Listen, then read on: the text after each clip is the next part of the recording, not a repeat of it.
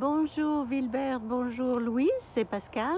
Je suis donc à la townhouse de Clearbrook Drive à Clearwater. Voici le bâtiment. C'est un joli environnement. L'entrée, je vous ferai une autre petite vidéo de l'entrée de la communauté. C'est assez agréable. Donc voici le bâtiment et c'est calme. Donc là où il y a la porte ouverte devant l'arbre, c'est l'entrée de la townhome. Derrière, il y a l'emplacement pour se garer. Alors, ça a besoin d'un coup de peinture, très clairement. Je viens de descendre la climatisation pour voir comment elle fonctionne, parce que là, c'était sur 85, donc c'était élevé.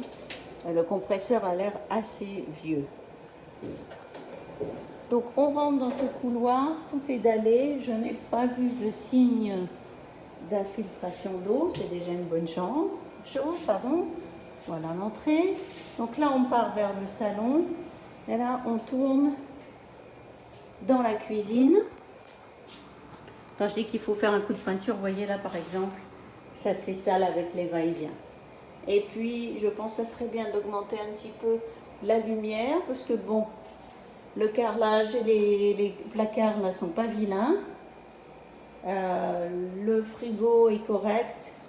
Le lave-vaisselle me paraît un petit peu vieux. Là voilà, la gazinière, bon, rien de particulier, micro-ondes.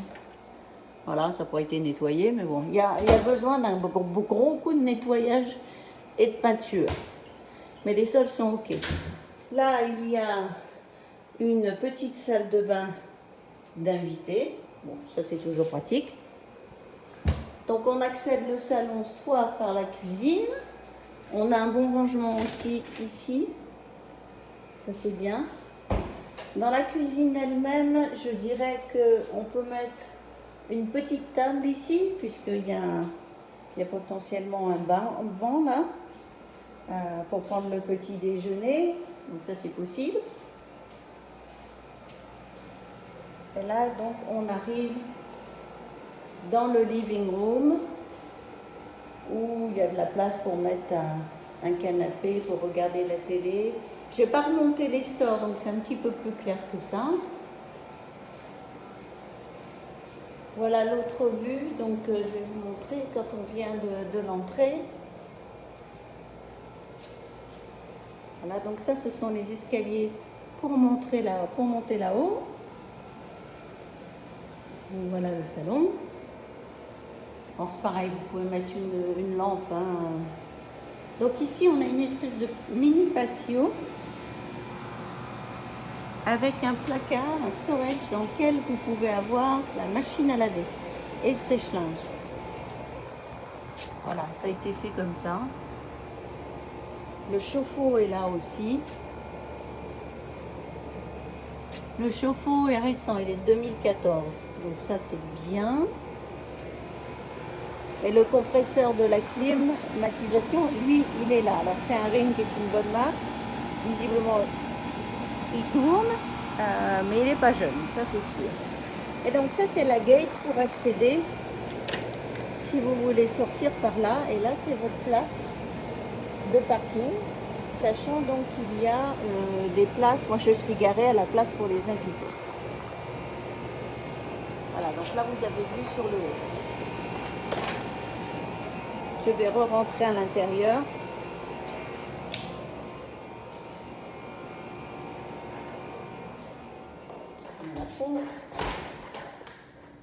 Voilà. Donc on va monter à l'étage. Donc on a une chambre de part et d'autre, avec la salle de bain au milieu, qui est accessible par les deux chambres bien sûr. Voilà la première chambre.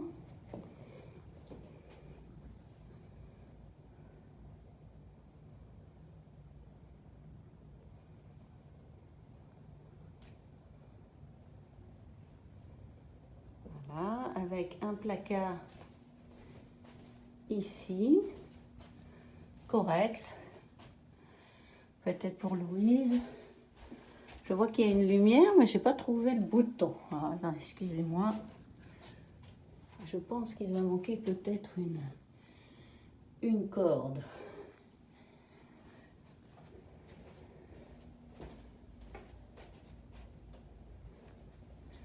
Voici la salle de bain.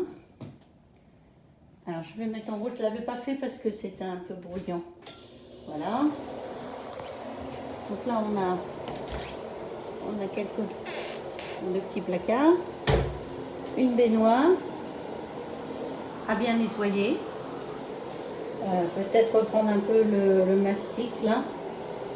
Et des marques là, je pense que ça doit partir. Ils avaient dû mettre un tapis, quelque chose qui a collé là.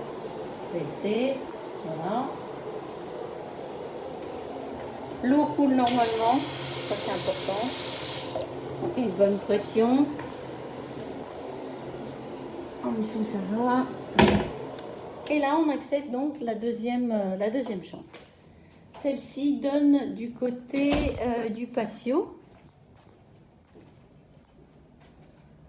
Voilà. Donc elles ont des tailles correctes. Hein.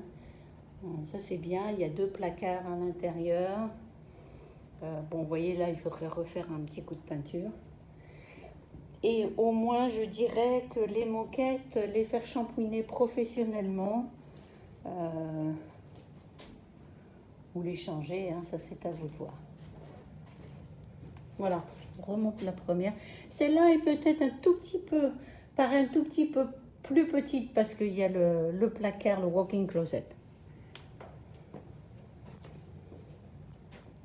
Donc c'est pas mal. Je pense que ce qu'il faut faire, c'est prendre une assurance sur la maison.